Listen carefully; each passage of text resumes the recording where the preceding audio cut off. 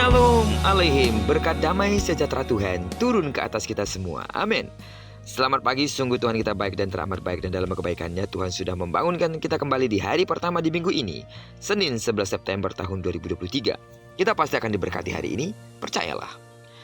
Baiklah, sebelum kita lebih jauh melakukan semua aktivitas kita, mari kita sama-sama landasi hidup kita terlebih dahulu dengan mendengarkan firman Tuhan dari pembacaan Alkitab satu hari satu pasal, dari pembacaan 22 hari bersama kitab Wahyu.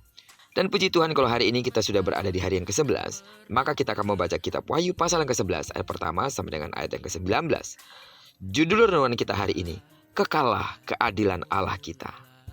Sebagai ayat pengantar renungan ini, saya akan coba bacakan untuk kita ayat yang ke-15.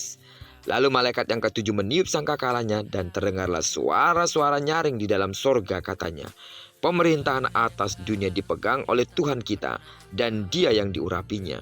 Dan Ia akan memerintah sebagai raja sampai selama-lamanya. Kita sangat tahu kalau dunia ini penuh dengan kekerasan, penuh dengan penindasan, penganiayaan, dan ketidakadilan. Betul? Hal ini tentu sangat bertolak belakang dengan harapan manusia, orang-orang Kristen yang menghendaki keadaan yang baik, aman, tentram, dan damai. Seperti yang tertera dalam doa Bapa kami yang menyatakan, datanglah kerajaan. Tentunya permohonan itu berisi harapan hadirnya pemerintahan Allah yang kekal dan yang adil.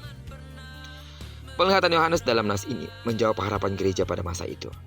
Gereja mengalami penghambatan dan penganiayaan yang dilakukan oleh Kaisar Nero. Gereja juga menanti kedatangan Tuhan Yesus yang kedua kalinya. Ada berita kemenangan yang dikumandangkan di sorga. Kerajaan-kerajaan dunia menjadi milik Allah, dan Kristus Yesus akan memerintah secara mutlak sebagai raja yang berkuasa untuk selama-lamanya. Allah berkuasa atas dunia yang diciptakannya. Amin. Dan manusia diberi tanggung jawab untuk memerintah di dunia. Pada saatnya kekuasaan manusia akan berakhir ketika diambil oleh Allah yang berkuasa mutlak atas pemerintahan dunia ini. Amin. Dalam pembacaan kita hari ini, Yohanes mendorong gereja agar percaya bahwa Yesus Kristus yang diurapi menjadi raja memerintah dengan adil. Yesus adalah hakim yang adil, yang menghakimi orang-orang mati dan orang-orang yang hidup sesuai dengan perbuatan mereka di dunia. Dalam keadilannya Ia memberikan upah kepada hamba-hambanya, kepada nabi-nabinya, kepada orang-orang kudusnya, mereka yang takut akan namanya, orang-orang kecil dan orang-orang besar. Ia akan menghukum pula orang-orang yang telah membinasakan bumi. Segala ketidakadilan di dunia pasti berakhir. Amin. Karena Dia yang adil akan datang memerintah dunia miliknya ini. Karena itu, berbuatlah adil, berbuatlah benar, berlakulah setia, berlakulah taat. Ingatlah bahwa Dia yang adil akan datang. Memang tidak bisa dipungkiri, bisa saja ada ketidakadilan dalam kepemimpinan yang menyebabkan kesedihan pada mereka yang dipimpin. Segala ketidakadilan harus dipertanggungjawabkan kepada Allah yang adil.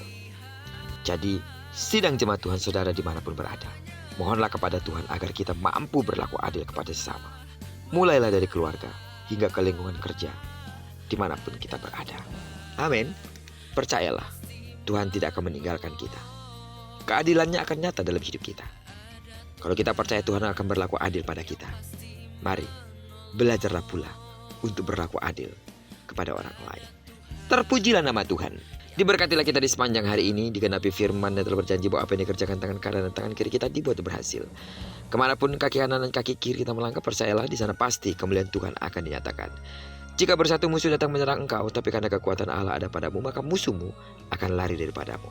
Bagi sedang jemaat Tuhan yang bergumul tentang kesehatan, yang saat ini sedang sakit secara fisik, dalam nama Yesus sembuhlah sesuai dengan takaran imanmu. Diberkatilah kita bersama dengan orang-orang yang kita kasihi, serta bersama dengan orang-orang yang kita cintai, dimanapun mereka berada. Terpujilah nama Tuhan. Shalom Aleihim. Berkat damai sejahtera Tuhan turun ke atas kita semua. Amin.